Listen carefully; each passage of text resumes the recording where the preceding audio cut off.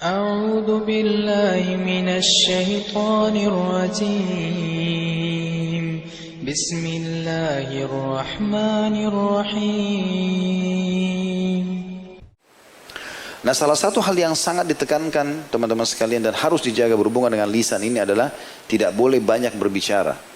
Jadi berbicara dalam arti kata yang tidak berguna ya. Tapi kalau orang berbicara tentang ilmu, Al-Quran, nasihat-nasihat, kalimat-kalimat motivasi ya. Atau mungkin orang berbicara pada hal-hal yang bercanda mubah. Misalnya dengan pasangan suami istri. Atau mungkin orang tua sama anaknya ya untuk menghibur. Atau mungkin kalimat-kalimat hiburan yang sifatnya menghibur orang yang sedang sakit, orang takziah.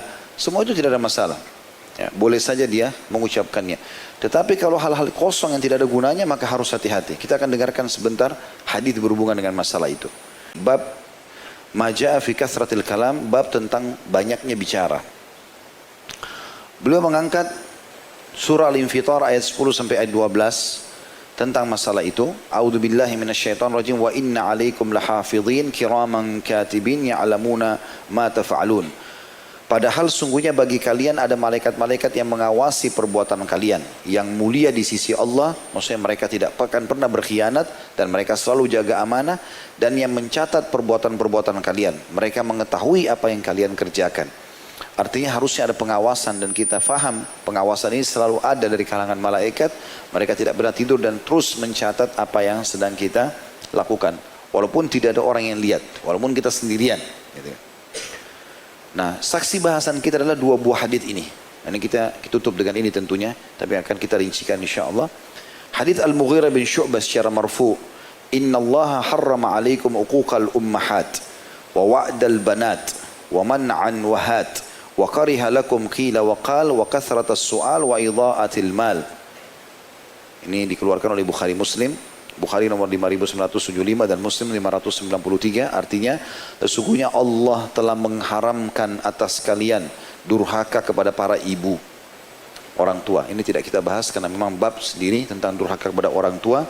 Kemudian mengubur anak perempuan hidup-hidup, tradisi orang-orang jahiliyah, karena malu dengan anak perempuan maka mereka menguburnya dan membunuhnya. Kemudian perbuatan menghalangi perkara yang dia diperintahkan untuk diberikan, dan meminta perkara yang dia tidak berhak mengambilnya. Artinya tidak boleh kita sibuk meminta sesuatu yang tidak ada hubungannya hak kita di situ. Dan Allah benci bagi kalian katanya ya. Jadi katanya si fulan, katanya orang itu, katanya begini, Allah membenci itu ya. Tenggelam dalam kabar manusia, dalam kurung disebutkan di situ, dan banyak bertanya juga menyia-nyiakan harta. Jadi saksi bahasan kita dalam hadis ini yang ingin diangkat oleh Syekh Muhammad rahimahullah adalah Allah membenci bagi kalian mengucapkan katanya begini dan katanya begitu. Berarti hal-hal kosong yang tidak ada gunanya. Kata orang apa manfaatnya buat kita? Ingat teman-teman, saya pernah titik beratkan itu ya. Cross check saja kepada orang yang biasa saya dengar ini ada masalah penyakit di majelis ilmu sekarang. Ikhwan dan akhwat baru belajar kemarin, kemudian sudah mulai paham istilah-istilah syar'i, mulai dari pakai kalimat tabayun, cross check ini akhi dan ukhti kalau ada hubungannya sama antum. Ya. Kalau ada hubungannya sama kita cross check, kita terbawa-bawa nama kita, oke, kita tabayun. Tapi kalau tidak ada hubungannya sama kita, tetangga ganti mobil kah? Tetangga pakai baju apa? Hubungannya apa sama kita? Saya mau tabayun, kenapa kau pakai baju baru? Gitu. Untuk apa? Apa gunanya? Saya mau tabayun, kenapa kamu pakai baju itu? Kenapa kamu menikah sama si fulan? Kenapa kamu makan di restoran itu? Untuk apa? Gunanya apa buat kita? Maka harus ada hubungannya sama kita. Itu pun kita memberikan nasihat setelah itu. Kalau ada hubungannya sama kita, luruskan. Dan setelah itu kita tutupi. Tasattur, tutupi. Bukan kita sebarluaskan. Ada orang subhanallah, nasihatin satu orang, kelihatan sekali dia bukan karena Allah, karena dia akan bilang sama orang-orang lain, si fulan saya sudah nasihat itu, si fulan saya sudah nasihat itu. Mana lillahi ta'alanya ini dalam menasihati orang? Nasihat orang ya sudah antara kita sama Allah SWT. Ibnu Hubairah, salah satu penasihat Sulaiman bin Abdul Malik, pernah berkata, saya lagi duduk di acara, lagi hadiri acara pesta, makan undangan khalifah, semua orang banyak datang. Sementara saya lagi asyik melihat tamu-tamu, menyambut mereka, ada khalifah juga di situ. Tiba-tiba ada orang di sebelah saya mengucapkan kalimat yang kalimat ini menurut saya seperti air dingin di musim panas. Jadi sangat sejuk. Dan saya tidak sempat melihat orang itu karena kesibukan. Orang itu langsung mengatakan, wahai Ibnu Hubairah, takutlah kepada Allah ya, atas khalifah ini, dan jangan kau takut khalifah ya, di jalan Allah. Maksudnya kau harus bisa, kalau salah ingatkan, karena Allah akan hukum kamu. Dan jangan karena kau jadi bawahannya dia lalu kemudian kau tidak peduli. Kalau dia buat haram kau nggak mau nasihati. Ingatlah, semuanya akan Allah hisab pada hari kiamat. Setiap kalimat, setiap perbuatan, setiap nasihat akan dituntut oleh Allah Subhanahu Wa Taala. Kata Ibnu Hubairah, terus saja dia ucapkan kalimat-kalimat nasihatnya sampai saya merasa sangat dingin dan sejuk. Saya merasa ini nasihat yang luar biasa. Karena dia penasehat khalifah, orang jarang mau nasihatin karena dipikir jabatannya tinggi. Penasehat, siapa yang lagi mau nasihatin, kan seperti itu. Tapi subhanallah dia bilang, setelah selesai dia ucapkan semua nasihatnya, saya balik, karena sudah tidak ada suaranya, saya tidak ada orangnya. Saya nggak tahu siapa orang yang berbicara tadi. Karena lillahi ta'alanya dia menasihati. Datang, nasihati, pergi. Yang penting target kita sudah sampai. Oh si fulan, saya sudah 10 kali nasihatin tuh. Saya sudah sering bilangin tuh. Saya sudah begini dan begitu. Ini kamu lillahi ta'ala atau tidak? Itu termasuk ya dalam masalah ini. Termasuk juga dalam masalah ini tentu yang sudah masyhur adalah gosip. Selalu sebarin berita tentang orang. Gak ada hubungannya sama antum, gak usah campuri. Ya. Ini katanya. Di sini dikatakan dalam kurung, di sini dalam kurung tenggelam dalam kabar manusia. Sibuk tiap hari cari gosip apa yang baru. Teman-teman berhenti siapkan musuh hari kiamat. Ini masalah besar ini. Masalah besar ini. Jangan ada musuh hari kiamat. Kita dimusuhi oleh orang di dunia, biarin aja. Kita panen pahala dari dia. Jangan kita siapin musuh. Ada orang tiap hari sibuk siapin musuh. Kalau dia hidup 1 tahun aja teman-teman, 365 hari. 1 hari 1 musuh, berarti 365 musuh hari kiamat. Habis semua pahalanya ini. Untuk hal-hal yang tidak ada gunanya. Untuk apa? Gitu kan? Kalau 2 tahun, kalau 3 tahun.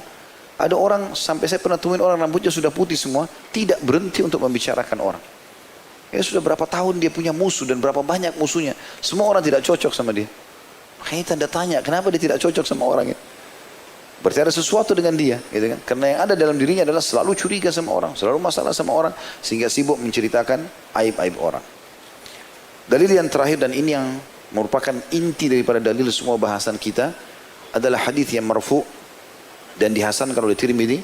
Di nomor 2018. Dihasankan oleh Syekh Albani dalam silsilah. Dalam Sahih Al-Jami', dalam Sahih Al-Jami' nomor 2201. Dari Jabir radhiyallahu anhu beliau berkata secara marfu, "Inna min ahabbikum ilayya wa aqrabikum minni majlisan yaumal qiyamati ahsanakum akhlaqa wa inna abghadakum ilayya wa ab'adakum minni majlisan yaumal qiyamati thartharuna wal mutashaddiquna wal mutafayhikun." Hasanahu Tirmidzi. Termasuk orang yang paling aku sukai, kata Nabi. Kita biar tidak ketemu dengan Nabi SAW, kita bisa mendapatkan cinta beliau.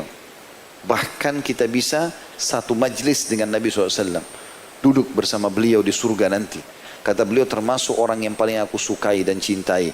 Dan paling dekat kepadaku majlisnya di hari kiamat. Duduk di sebelahku bersama dengan Nabi SAW. Ini sebuah kebanggaan yang luar biasa. Sayyid Walad Adam, pemimpinnya anak Adam. Dan kita duduk bersama beliau. Adalah orang yang paling baik akhlaknya di antara kalian. Santun, ramah, baik, tidak balas keburukan dengan keburukan, lisannya selalu baik. Ya. Dan sungguhnya orang yang paling aku benci, walaupun tidak pernah ketemu Nabi, tapi Nabi benci dengan mereka dan paling jauh majlisnya dariku pada hari kiamat adalah ats-tsartsarun, atau orang yang banyak bicara dengan memberat-beratkan diri dan keluar dari kebenaran. Bicara tapi tidak ada manfaatnya. Bukan masalah ilmu, bukan nasihat, bukan segala macam. Ini saksi bahasan kita. Thartharun artinya tharthar. Orang Arab selalu mengatakan kathiru thartharah. Banyak ngomongnya orang ini gitu.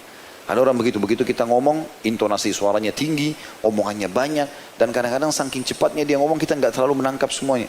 Karena seringnya bicara. Belum selesai bicara, tidak ada titik, tidak ada koma, bicara terus gitu. Kita kadang-kadang tidak ada kesempatan untuk menyampaikan, menjelaskan. Karena banyaknya, ini namanya thartharah. Nah, ini yang dimaksud dalam bahasan ini. Orang seperti ini, kebanyakan yang dia ucapkan salah. Dan ini bisa menjadi dosa buat dia. Kemudian al-mutasyaddiqun. Orang juga yang berbicara dengan sepenuh mulutnya untuk menampakkan kefasihannya. Nanti akan ada bahasan sendiri ya. Ada salah satu dosa besar nanti berhubungan dengan lisan adalah sengaja ya, membuat lisannya seperti orang fasih, akhirnya salah. Ya, ini sering kita temukan begitu ya. Ada orang mau kelihatan fasih dalam bahasa Arab, tapi salah. Gitu kan. Atau mungkin dalam azan, dia fasihkan, ternyata salah. Ya. Atau baca Al-Quran, kadang-kadang begitu. Ada pernah saya sholat di satu masjid begitu, dia baca ayat, maka ayat-ayat yang dibaca ini, mungkin karena dia mau tunjukkan kefasihannya, jadi berubah-ubah semuanya. Ha jadi kha, gitu kan. Terlalu berlebihan. Ra-nya dan segala macam huruf-huruf hijaiyah banyak yang tertukar-tukar. Maka ini masuk dalam masalah ini. Namanya mutasyaddiqun. Ya. Dan juga yang ketiga adalah al-mutafayhikun, atau orang yang melebarkan dalam berbicara dan membuka mulutnya lebar-lebar. Ini juga termasuk dilarang dalam Islam. Artinya orang ngomong sebatasnya. Ya, kadang-kadang ada orang mungkin karena terlalu banyak dia bicara sehingga bentuk mulutnya pun terlalu besar terbuka. Ini disebutkan juga sifatnya oleh Nabi SAW. Intinya ketiga permasalahan ini yang Nabi SAW sangat benci, jauh dari majelisnya pada hari kiamat adalah semua berhubungan dengan lisan. Yang pertama tadi adalah disebutkan ats-tsartsarun, orang yang banyak bicara dengan memberat-beratkan dirinya, maksudnya selalu berbicara keluar dari kebenaran. Al-mutasyaddiqun, berbicara dengan sepenuh mulut untuk menampakkan kefasihannya, jadi seakan-akan dia fasih padahal sebenarnya salah gitu kan. Kemudian al-mutafayhikun, atau orang-orang yang melebarkan dalam berbicara dan membuka mulutnya, ini juga masuk dalam ancaman tersebut. Kemudian teman-teman sekalian, ada lagi satu di halaman 51. Saya melihat ini dua buah dalil saja diangkat oleh beliau, dan ini masih berhubungan dengan bahasan kita. Jadi saya masukkan dalam bahasan ini, yaitu bab manhabahun nas khaufan min lisani. Bab orang yang disegani manusia karena takut dari lisannya. Jadi ada orang termasuk hal yang sia-sia dan banyak bicara adalah, dia kalau bicara sama kita pasti dia berusaha untuk menyakiti. Begitu ketemu kita seperti khawatir dengan lisannya. Karena setiap ketemu pasti ngomongnya hal-hal yang menyakitkan. Menuduhlah, menyakitkanlah, menghinalah, masuk dalam masalah ini.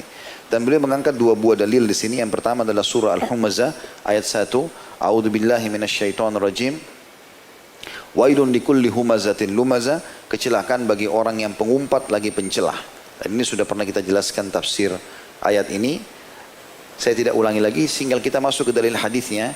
Aisyah radhiyallahu anha menuturkan bahwa Rasulullah SAW bersabda, Inna syarran nasi manzilatan indallahi yaumal qiyamah man wada'ahu aw tarakahu nas ittika'a fuhshi. Sesungguhnya manusia yang paling jelek kedudukannya di sisi Allah pada hari kiamat. Jadi tadi kan ada orang yang paling Nabi benci, berarti juga jauh dari majelisnya Nabi SAW. Ini juga yang Allah benci pada hari kiamat adalah orang yang ditinggalkan manusia karena takut perkataannya yang keji. Ya, jadi ini juga termasuk dalam hal yang salah satu efek daripada banyak bicara, sehingga akhirnya lisannya menjadi tajam dan menyakiti orang lain.